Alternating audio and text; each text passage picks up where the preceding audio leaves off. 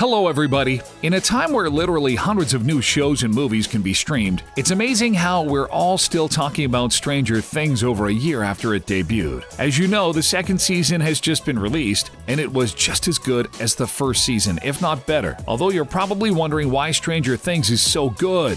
Well, it's not a secret that the creators of the show, the Duffer brothers, were inspired by a number of movies, notably older films from the 80s. 11 movies that inspired Stranger Things.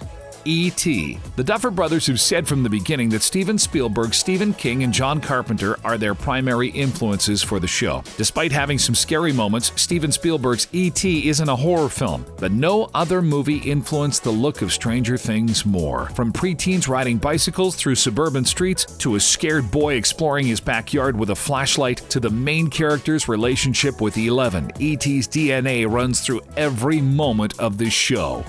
It's no secret that the Duffer brothers, creators of Stranger Things, were influenced by not only a lot of Stephen King novels, but also movies. One in particular is Stephen King's It, where a bunch of young adults roam the streets of their small-town neighborhood in search for something supernatural. Although things like this could be a coincidence, the vibe you get is very similar to the movie It, not only the old version, but the recent remake as well.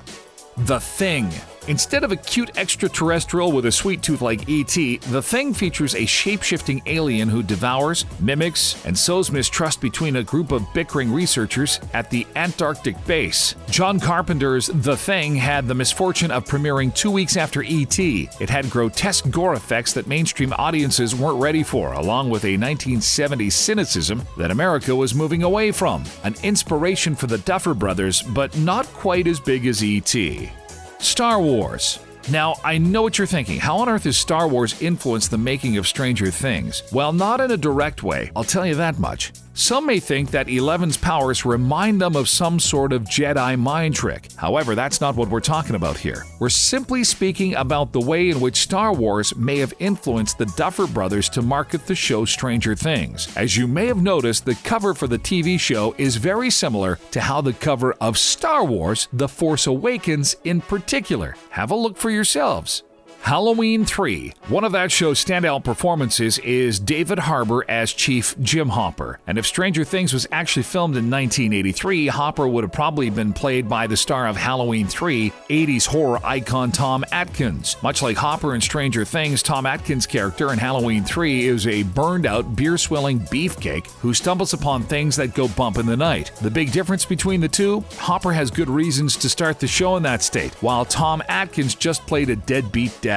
The two are very similar nonetheless. Close Encounters. If you haven't already seen it, Close Encounters of the Third Kind is a 1977 American science fiction film written and directed by none other than Steven Spielberg, and it tells the story of Roy Neary, an everyday blue-collar worker in Indiana whose life changes after an encounter with an unidentified flying object. The Duffer brothers say this 70s film definitely inspired them to some degree, saying, "With the kids it's more. Yes, there's the Spielberg stuff, but that's where it gets a little confusing. Because part of it is the Spielberg stuff like E.T., and because with adults, we really wanted that Close Encounters feel with Joyce and stuff."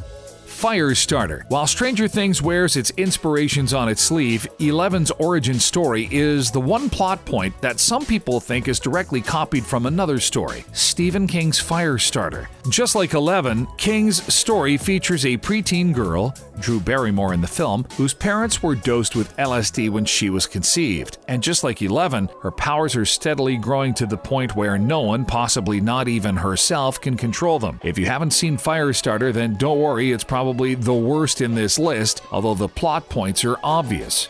A Nightmare on Elm Street. You need only look at Nancy, Heather Langenkamp, and Glenn, Johnny Depp in A Nightmare on Elm Street to see that Nancy and Steve from Stranger Things are, at least in appearance, carbon copies. And it's no secret that the former Nancy inspired the later. When confronted with real horrors, both Nancys find the resolve and the industriousness to take the fight to the monsters at hand. This movie played a big part in the inspiration for Stranger Things, especially in Season 1.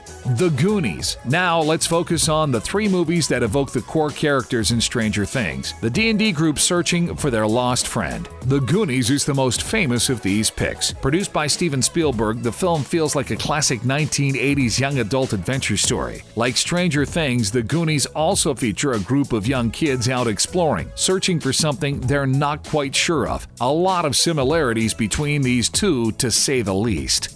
The Mist. This movie wasn't produced in the 80s, but Stephen King's original novella, first published in 1980, is a clear inspiration for the Upside Down, the alternate dimension where monsters lurk in Stranger Things. The Mist remains a favorite among Stephen King fans. A group of small-town residents are trapped in their local grocery store after an earthquake spills out a strange mist full of monsters. The protagonist and his young son deal both with human threats inside the store and the terrors waiting outside before discovering what, if anything, lies beyond the mist.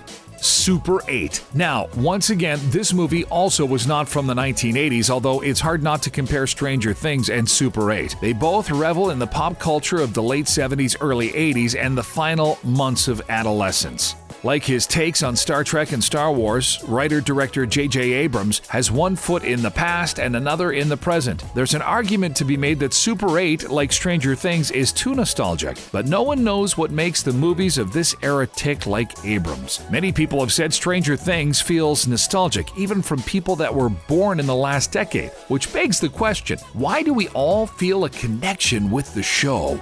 If you haven't already seen the second season of Stranger Things, we hope this didn't spoil anything for you. Thanks for watching. Make sure to give us a thumbs up if you enjoyed the video, and of course, don't forget to subscribe for more awesome videos every day. Have a great day, everyone. Have a great